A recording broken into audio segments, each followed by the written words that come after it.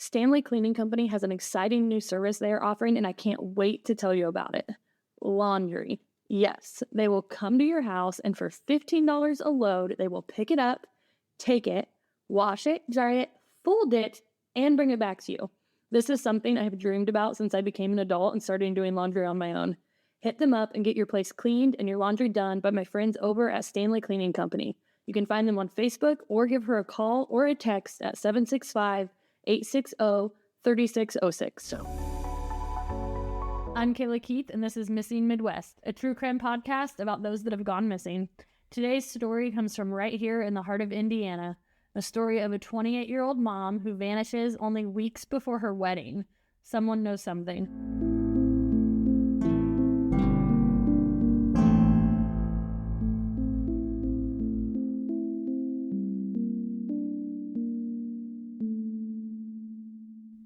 Big yikes. Yes.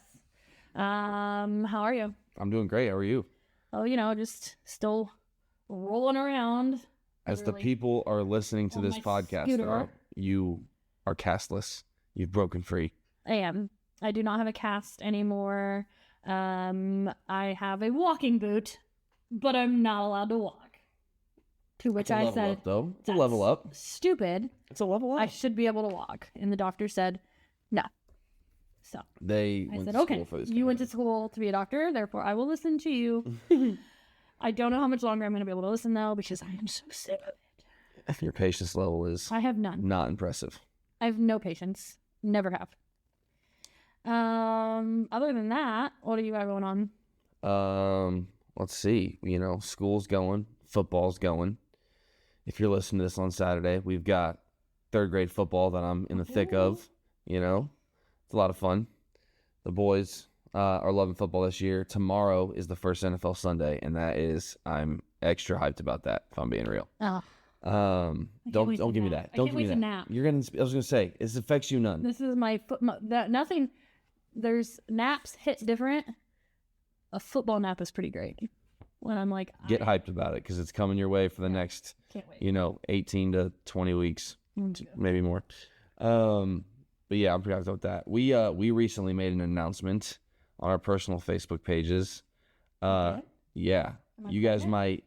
You were not. About? Relax. I'm talking about the candles. Oh my gosh! I was like, what announcement did we make? Jeez. Feel free to make fun of me on this. I don't even care because I'm comfortable. But Kayla and I, a long time ago, like a year and a half ago, maybe, we're like, we're going to start making our own candles just as like a hobby to do together because apparently the podcast wasn't enough.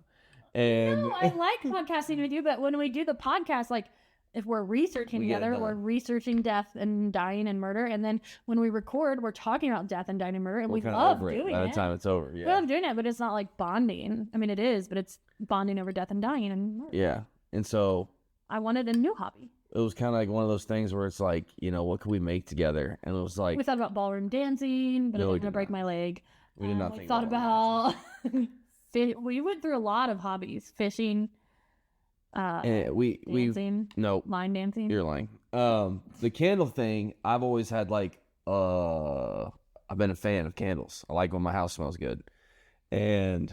we kind of just talked about... But we're both picky about like our entire house. Yeah. Like if I'm going to buy a candle, I wouldn't buy one candle. I'd buy like 3 of the same candle. So my entire house smells good, the same. And Johnny always supported this big time decision of mine because he also enjoyed it. Slightly expensive to do this. Yeah. And so I was like, we should just freaking make our own candles because I saw TikTok.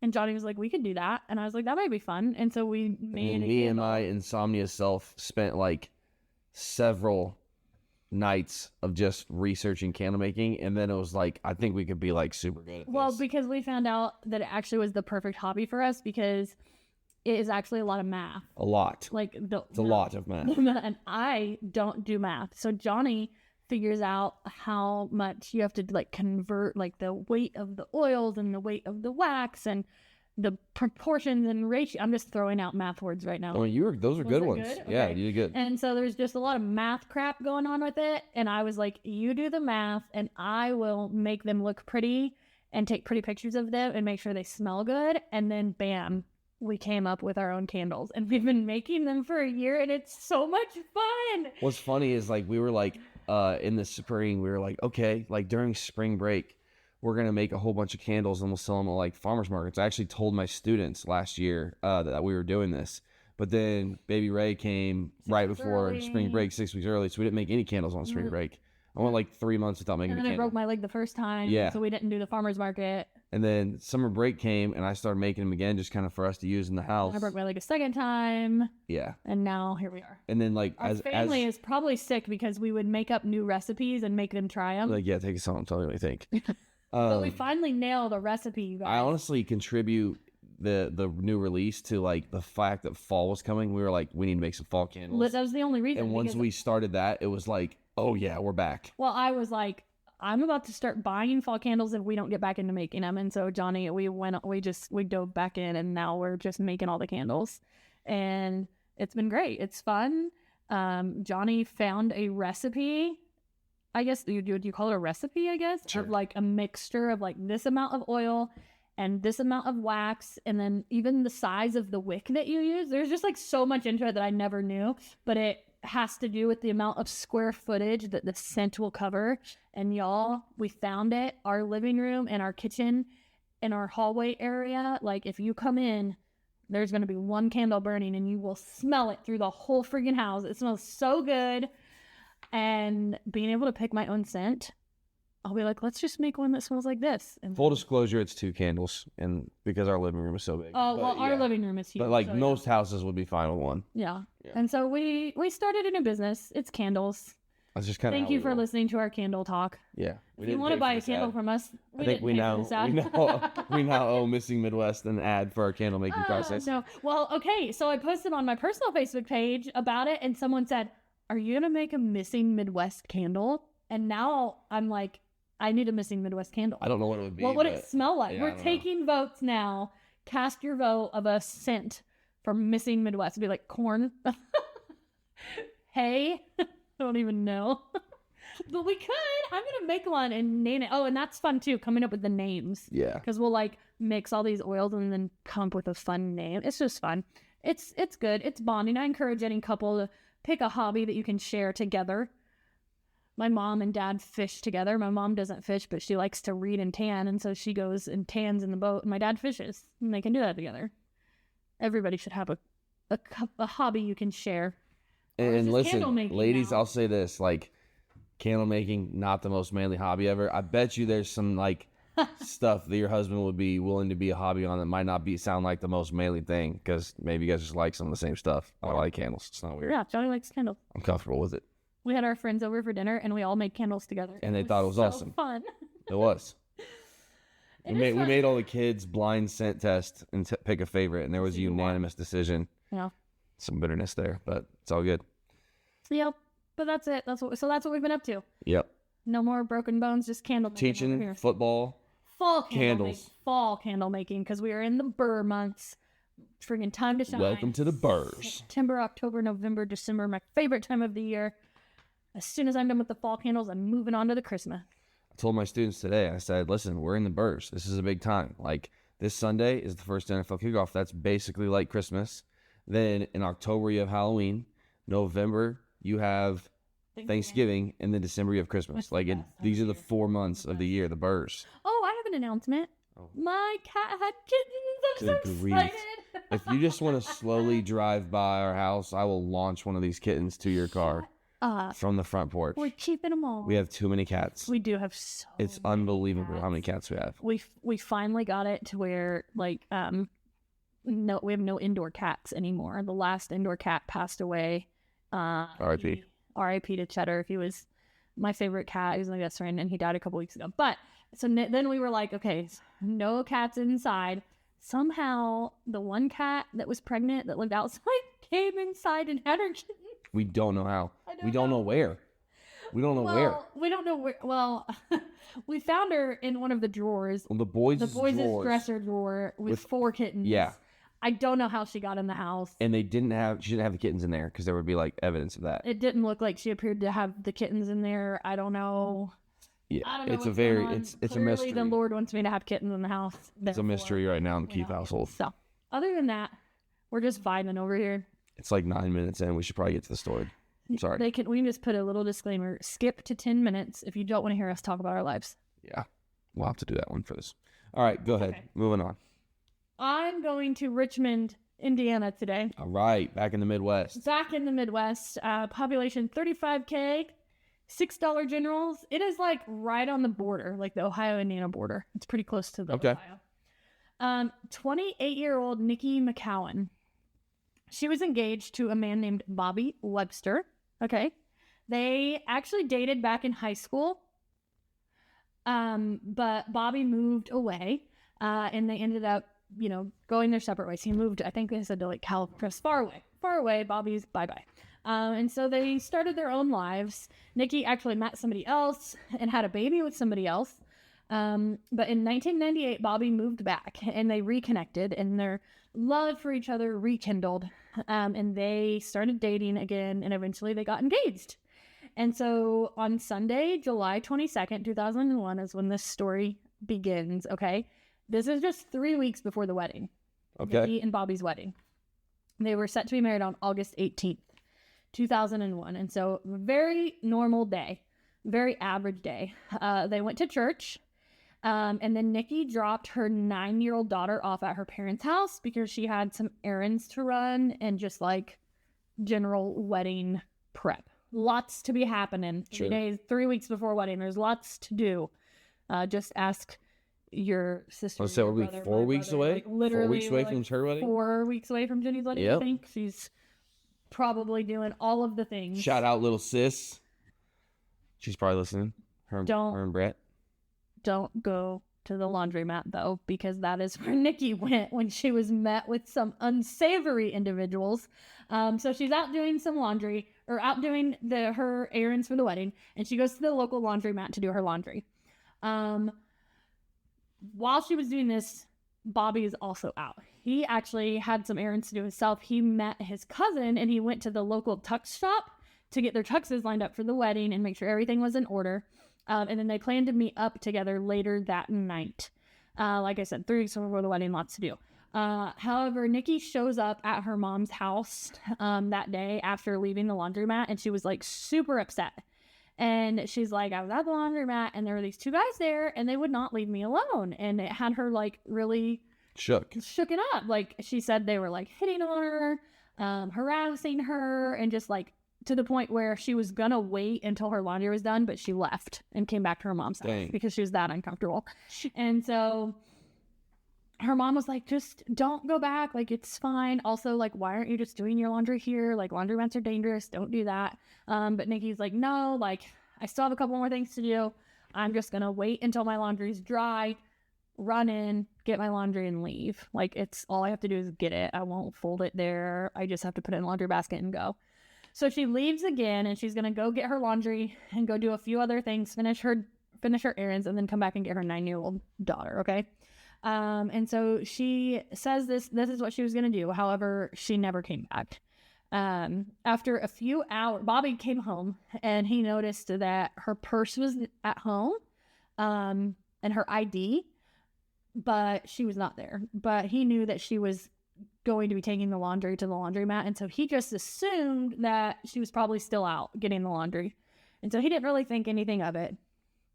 But after a few hours had passed, he's like, where is she? Doesn't take you that long to go. It doesn't take you that long. And then he said, they said she was a perfectionist. She didn't have a purse either. They said she was the youngest of 10 kids. And even though she was the youngest, being a perfectionist isn't necessarily something that comes with like the youngest of the family. But they said it was a super close-knit family and that she was like really planning this wedding. And so he's like, she probably just had some other things that she's taking care of. Like, I'll just wait a while. But then eventually he's like, okay, she doesn't have her purse. Like, she can't be gone that long. Right. And it's been a couple hours. So he's calling around and he calls her mom. I'll be worried. Yeah. So he's getting worried. Which I do that all the time. I have to say, like, I'll run to go do an errand and be like, oh, I don't need my purse. And then instantly regret it because I'm like, I wish I would have brought my purse because now that I'm out, I remember 50 things that I need to do. This is like one of those times where you get a text saying, like, you have 10 minutes to call me before the 48 hours starts. Yeah, Johnny does. He has his 48-hour clock. What's your 48-hour clock? Well, like they just say like, Oh, you have to wait 48 hours. no, What? like they say like the first 48 hours are the most important. Okay, I got you. Like we are started. This is ground zero. Clock 48 starts hours. if I don't respond to a text message. Well, they didn't have texting. True. Well, they probably did in 2001, but he did not have a cell phone. Okay. They did not have cell phones. These people anyway. And so he calls her mom, and she's like, no, she's not here, and she never came back to get her daughter. And so he instantly is like, whoop, don't like it.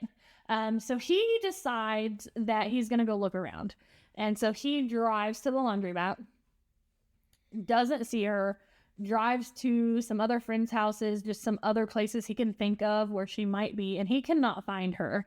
And so he calls her mom, and he's like, I'm gonna drive to Dayton, because Dayton is actually where Niqui worked. Okay, and like I said, Richmond's right on the line. Right on the line, and so she had worked there for like a really long time. She had a really good job. She was like the head of accounting for a correctional facility. And so she, this is where she worked. And so he was like, she's a very, very responsible with her job. So if work called her and like needed something, like she would have went to work. Probably not without her purse, but like whatever. And so he's like, I'm going to drive her work route and see if I see her car. Like they're thinking maybe she got in an accident somewhere.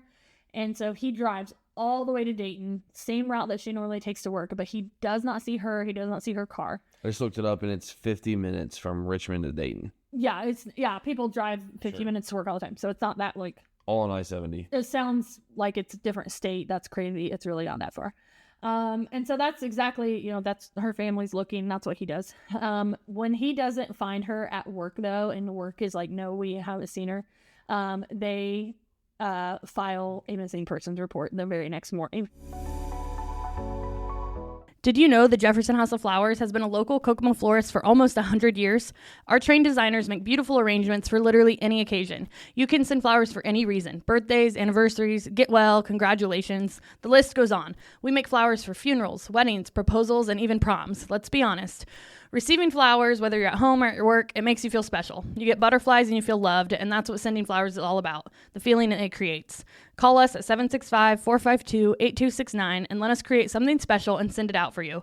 Or you can stop in and see us at 4300 West, 100 North Kokomo. We always have a cooler full of flowers that are ready to go, as well as a boutique full of gifts. Shop local, support local, and send flowers. After they file this missing person report, though, they do exactly what I would do if somebody that I loved was missing. And they're like, okay, filed my report. I am also now a detective. Hi, hello, it's me. And they are like feet to the ground solving this case themselves. They immediately go to the laundromat, the last known place she was at, and they start talking to everybody. And they're like, good for them. Yeah, they're like, yeah, the police have her missing person report, but like we're her family and here we are. They start talking to people. They're trying to identify these guys that were like being annoying and harassing her. Nobody knows anything though. They said like no one remembered anything, at least, because nothing really happened that like caused a scene. So like nobody remembered these men or Niqui, not because she wasn't there, but just because, nobody started screaming or did anything memorable enough. Right. So they went next door to a village pantry next door, which a village pantry, if you're not from here, is just like a convenience store. And they asked if they could see the security footage, to which the village pantry let the family see it, which I was shocked. Yeah, I seriously. figured they wouldn't let you do that, but they did. And they actually saw Niqui on the security footage from the village pantry. However, it was from when she left the laundromat and went to her mom's. So like between... so that time is not unaccounted for. Yeah, it's not unaccounted for, but like she left the laundry, like the guys were harassing her. She walked It's next still not the last time she was seen. Exactly. It wasn't the last time she was seen because her mom had talked to her. Gotcha. And so, but they said in the video she looked fine. They said she was not distressed. Nobody was following her. Nobody was in her car. They said she walked around the store, got a snack and a drink, and then left. And then that's when she drove to her mom's house, told her mom, these douchebags, they're being mean to me. And then she went back. So nothing real serious on that tape. So the family and the police are like, of course, what do you think they're saying? She probably ran away. Probably ran away, left on her own. She's fine. She's a grown up. Whatever. And the family were like, okay, so we will wait until the next shift at work. Like, but if she doesn't show up for work, then something is seriously wrong. And the police are like, okay, like, we will do that. We agree with you. Like, But even still, I feel like then, it's I'm like, too yeah, long. okay. Yeah. So the next day comes, she's supposed to be at work, and she does not show up. And so this actually seemed to make the police take it more seriously. And they set up a helicopter search between Richmond and Dayton. And they were flying around looking for her car because they were like, if we can find her car, we can find her. But they didn't find it. Didn't find her car. Oh, excuse me. I yawned. I'm sorry. You can edit that out or not. So they don't find anything. So who do you think they look at? The husband.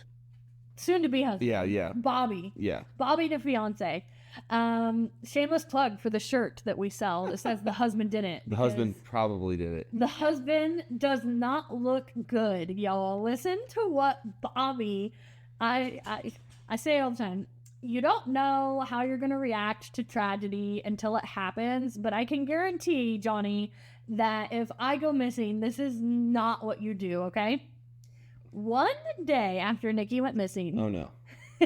Oh no. Bobby calls the local community college that Niqui was taking classes at, and he tries to collect the unused tuition money. Excuse me? Which, first of all, isn't even a thing. Like, you can't collect, they don't prorate it. And, like, yes, there's, like, a drop date that you can, like, get, like, you know what I mean? Like, if you start a class and you decide to drop it before that date, you can, like, you won't pay for the whole class or whatever. But, like, what? That's not how it works. Also, Niqui wasn't even paying for the classes. Her employer was. So if anyone was going to get money back, it would have been her employer, not her. I cannot fathom Also, a good excuse to get around this. Also, who's to say she's not coming back to class, sir? It's been a day, and you're dropping her out? You're withdrawing her from classes. Yeah, that's extremely red flag for the husband. Huge red flag. So does not look good for you, Bobby. On Wednesday, now she went missing on Sunday, okay? So Wednesday, what is that, 4 days? 3? 3 days. He tried to return the wedding ring that she had bought him. Wait a minute. For money. Now, the jeweler... Did he think that she ran away? Like, did he believe that she ran away? No, not according to the family. Like, he was looking for her and searching. Yikes. The jeweler wouldn't even give him his money back because he knew Niqui, and he knew that Niqui had bought that ring, and he knew Niqui was missing. And he was like, dude, like, your wedding. Yeah, seriously. It's like, I'm not giving you your money back. Like, it's not your money, bro. Yeah. It's not your money. And also, like, you're still getting married in 3 weeks as far as we know. Like, no. This is It was weird. like, bye. This no. is super bad. So, by midweek, so like 4 to 5 days after she went missing, he has completely canceled the wedding and demanded all the deposits back. No way. On the grounds that she ran away or that she's missing? Like, he never really said. So completely, like, as the kids would say, sus, right? Yeah, major sus. Major sus. However, no cap. Okay. Sorry, go ahead. But as we know, there are two sides to every story, right? His story is off to a rough chapter. It is rough. However, it can kind of be explained away, which I admit when I was researching this, I was like, there's no explaining. As you were saying this, I'm like, I just don't see. Okay. No explaining this away, Bobby. Good luck. Then when I hear it, I'm kind of like, I could see it. He says he never canceled the wedding. He said all he said was that the wedding doesn't matter anymore. Like he didn't care about the wedding. Like find her. That's what he cares about. He said it doesn't even matter. Like we don't have to get married. Like we just need to find her.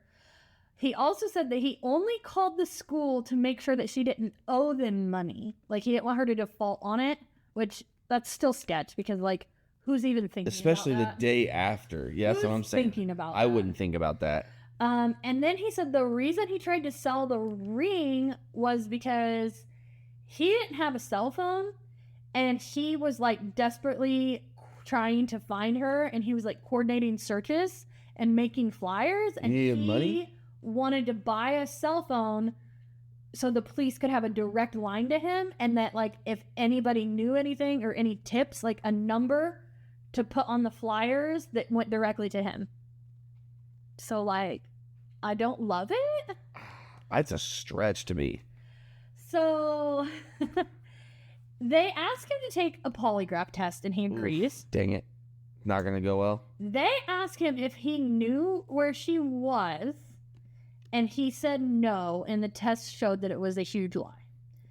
However, Bobby says that's not true at all. He said they did not ask if he knew where she was. They asked if he felt responsible. And he said, yes, he does, because he's a man, and what man wouldn't feel like I should have been there for her? So he said, like, that's not what they asked him. Man, polygraphs are bad also news. said that his, so the police said that he failed it, but his lawyer said that the police told him and his lawyer that it was inconclusive. And so it's like, I don't know who you believe. They don't have to tell the truth about that either, do like, they? do you believe the police? Yeah, they can lie to you. Like, again, just another. another reason to not freaking do those Yeah, things. don't do a polygraph. So for these reasons, as listed above, Bobby is labeled as a person of interest. Which is fair, Not I a guess. suspect. I mean, person every of husband interest. is a person of interest in a case. So a person of interest is somebody that they think Could be has involved. information. No, has information. Oh, okay. A suspect is somebody that they think is like directly involved in it. So he's labeled as they think he knows more than he's saying. He's a person of interest, not a suspect. Okay, interesting. It's a level below a suspect. Okay. More than just the husband. Yeah. So Nikki's family at this time are like, F you, Bobby. We hate you. You're lying. Oh, we don't family's like you. not on Bobby's family team. Turns on Bobby. No more quick. Team Bobby. No, Bobby's out. They're like, Bobby who? Yeah, okay. Yeah. Okay. So they are like, nope, don't like you. They decide they don't want him involved at all. They don't want the police to give any information to him. Like, you talked to us about Nikki and her disappearance. Her brothers, like they said, 10 kids, tight knit.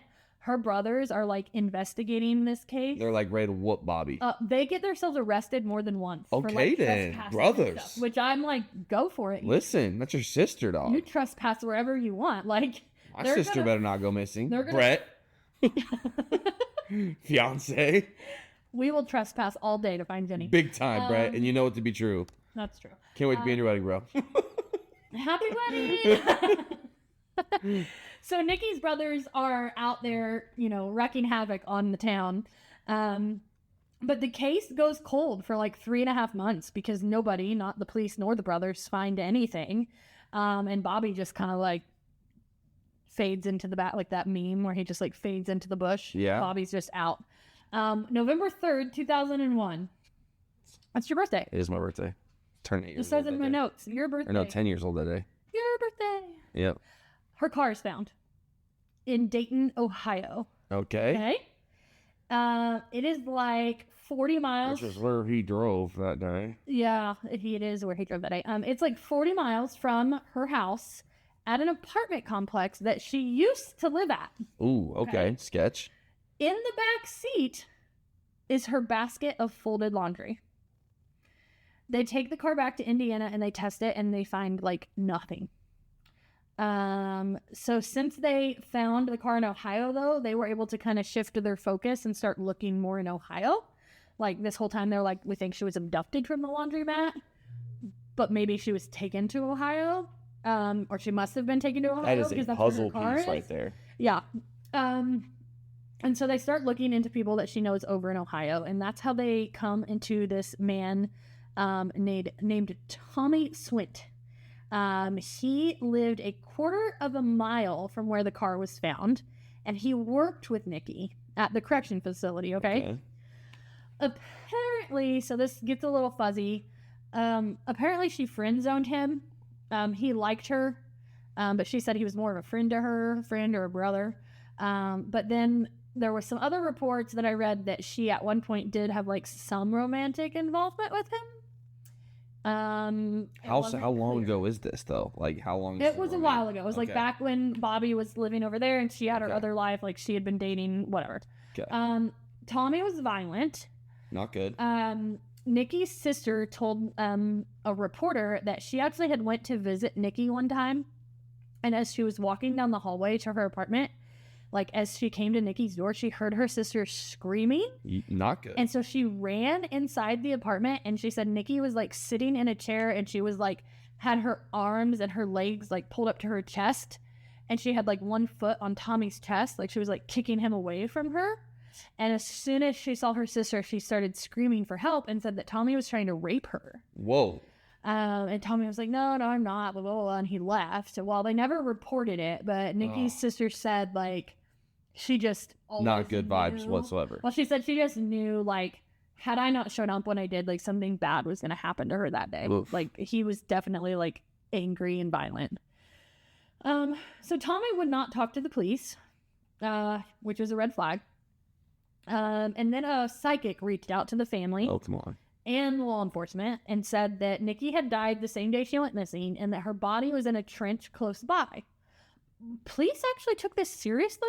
I have no idea why, but they did, and they ended up launching this like big search around the laundromat, and they posted $100,000 bond. That's a lot. Not bond, a reward, which that's is a huge. lot of money. Yeah, that's a bit, especially for 2001. Like, I was big, and so the family was really hopeful. They were like, you know, if somebody knew something and they were too afraid to come forward, like $100,000 is pretty persuasive. Yeah. Like, you would come forward, you know. But nobody did. Nothing happened. On the 5-year anniversary, they held a vigil and they tried to like shake some things loose and bring eyes to the case, but nothing happened then. Johnny, question for you. Yeah. If I was somewhere in Kokomo and it wasn't our house and it wasn't the flower shop, where would I be? Easy. Humble home. Yes, you're right. You guys, listen up. Humble Home is my absolute favorite place to be for so many reasons. No matter what I am looking for, I always check Humble Home first. Clothes, shoes, toys, decor, furniture, makeup, they literally always have something that I need. They have brand name items for cheap. Their inventory is constantly changing, so it's part of my weekly routine to do a Humble Home walkthrough. You absolutely need to stop by. I promise you won't be disappointed. While it is a discount store, it's not your average discount store. It's clean, organized, and everything has its place. I get zero anxiety when I go in, unlike other discount stores. And no matter what you're shopping for, a home project, gifts, home decor, even seasonal decor, they will have it. They are open Monday through Saturday, 10 a.m. to 8 p.m., and Sunday from noon to 5. You can follow them on Facebook at Humble Home Kokomo and watch for new items every single day. And for our Lafayette, Indiana listeners, I have exciting news. They are opening a second location in Lafayette soon. As soon as I have the details, I will let you know their opening date. Get excited. And then on August 30th, 2007, Tommy gets hired as a police officer in Trotwood, Ohio. Like Violent Tommy. Yes. And the police in Richmond heard about it, and they're like, wait a minute. Hey. Like, this I don't goes know to if they just like sent an email or like gave a little phone call, like, just so you know, this person is a person of interest in a case that we have. Like, we have a missing girl, and he had connections to her, and we found her car close to his house, and like, he's not a suspect, but like, doesn't look great. So apparently, if you're a person of interest, you can't be hired as a cop, which I feel like is a good That's fair. regulation. That's super fair to me. Very good regulation to have. And so the new, the Trotwood Police Department is like, hey, did you forget to tell us this, that you're refusing to talk to the police about a missing woman that you're connected to? And they're like, you can either resign or we're going to fire you. And so he resigns. But then he immediately turns around and sues the police department for like wrongful termination. He doesn't win anything because they weren't wrong. Yeah. But it put him in the news. And it put his face on the news. And one day, the Richmond Police Department gets an anonymous tip in November of 2007. And the tip says like this. 1991, Tina Marie Ivory, unsolved murder, you need to look at Tommy. And so the police are like, okay, sure, we'll figure it out. Well, they look at this case, and they pull it up, and they're like, oh, look, we have DNA in this case. This woman was, like, raped and murdered and wrapped in a tarp. We never found anybody responsible, but we did find DNA on the tarp. And they were like, well, we do have Tommy's DNA because when he was suing the police, that he was like, it's not fair that I can't be a police officer because they never told me that I was a suspect. in Nikki's disappearance. And I have nothing to do with Nikki's disappearance. Well, the police were like bluffing him, and they were like, well, if you don't have anything to do with it, like, Give us give your us DNA. your DNA. Sure. And he said, sure. And so they didn't have any DNA to compare it to because they didn't have anything in Nikki's case, but they saved it. Sure. And so now they're like, well, heck, We have his DNA. let's see if it matches the DNA on this tarp of this other dead woman that we found. Freaking match. Wow. Yeah. Tommy Dirtbag. Tommy's DNA matched the DNA found on the tarp that Tina's body was wrapped in, from a 16-year-old murder. Wow. They also found, so as if DNA on it wasn't enough, they found a palm print on the tarp. And so the prosecutor was like, I mean, DNA is great, but that just says that he was like by the tarp. But if that palm print matches, that means he wrapped her in the tarp. And so he's like, I want to match the palm print. And so they track Tommy down to get his prints, okay? You want to guess where they found Tommy? I have no idea. Okay, you wouldn't guess that. In Alabama. Do you want to guess at what he was doing in Alabama? Trying to be a police officer. Working as a No. freaking police officer. Dude, this happened. We had a case like this recently. The one, it was in Florida one. Remember? I like law enforcement, and I say that I trust you, but like, why aren't you all doing a little bit better background checks? Remember, we had a case in Florida around spring break time where the guy was just like getting fired from police precinct and just like moving to a different city and beginning on You police guys need to have a better background vetting check. process. I thought the police were the ones that had to do the background checks anyway, and they're not even doing it Man. on their own employees.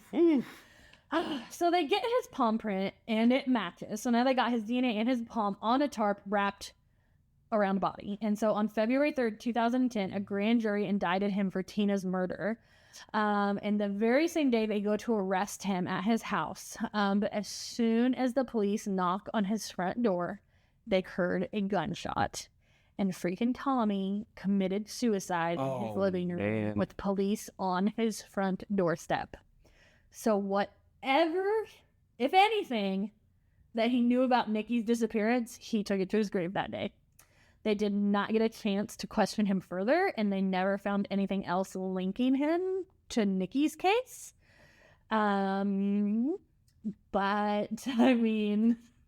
So... I mean, I guess I have my serious doubts that he's involved in Nikki's case. Really? Yeah. Why? I do, because I feel like if she would have... I mean, he would... Do you think... I don't think he abducted her in Richmond and then took her back there. I don't know. Like, I just feel like that's a long shot. I have no idea. But They're still working on this case. If I her mean- laundry was in the back of her car when she went to Dayton, it sounds like she intentionally went to Dayton. So the case over. Research over, okay? Okay, Now we can talk about some things that I found that the Reddit stuff. yeah, the Reddit that's not rabbit hole yeah, stuff. Rabbit hole, it's not researched, okay? It's not real. Well, it doesn't mean it's real, but I did find something that said that she possibly could have went to Dayton willingly to see Tommy if there was a love interest there. Maybe she might have been having a little bit of an affair. I don't know how you can have a little bit of an affair, but like maybe went to visit him. There was another report of a phone call that Nikki placed the day of her disappearance to a friend that lived in Dayton, that said she was asking her about a certain kind of makeup, and she asked where she could buy it in Dayton, and the lady said, oh, there's a certain drugstore that sells it, and she said, okay, I'm going to stop there later, indicating that she was going to be in Dayton. And so people are like, maybe she went to go visit Tommy, and then she was that was part of her errands, was like, go visit Tommy, stop and grab my makeup. But then there was other things that said like she was not interested in Tommy, but then some people said she wasn't interested in Tommy anymore, but they did previously have a relationship before Bobby moved back. Oof. So since the laundry was folded, she picked it up and folded it like she planned, and then buzzed over to Dayton. It's only 50 minutes.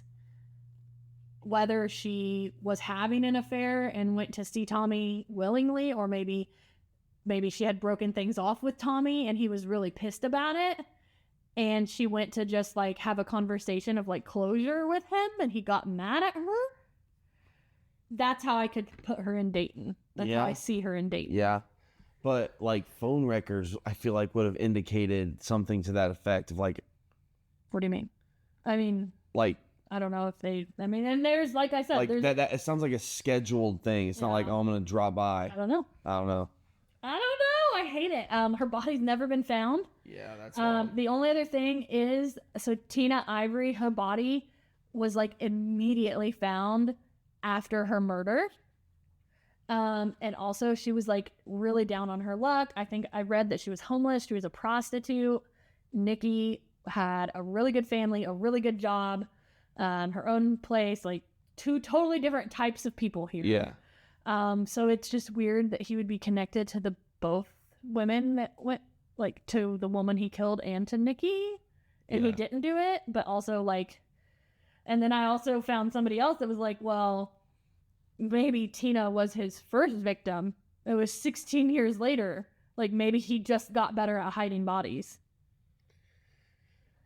I mean, the other thing is, I didn't like any of the fiance's explanations. Bobby, like, I'm still wearing my husband did it shirt for Bobby. Like, he looks terrible. Yeah, I don't know. And the family doesn't like Bobby. The family is like, bye, Bobby. Brothers are ready to smack. Yeah. So. Man. So that is the story of Niqui McCown from Richmond, Indiana. Still missing. See, I don't like that that she was, everything was found in Dayton, and that the fiance also went to Dayton that day. Yeah. I don't like that. Yeah. Because, like, put them both in the same city. He doesn't really belong in Dayton. Back from Dayton if he dropped her car off there. I mean, there's just a lot to that. And I'm sure the police have a lot more information that they haven't released to the public in this. Yeah.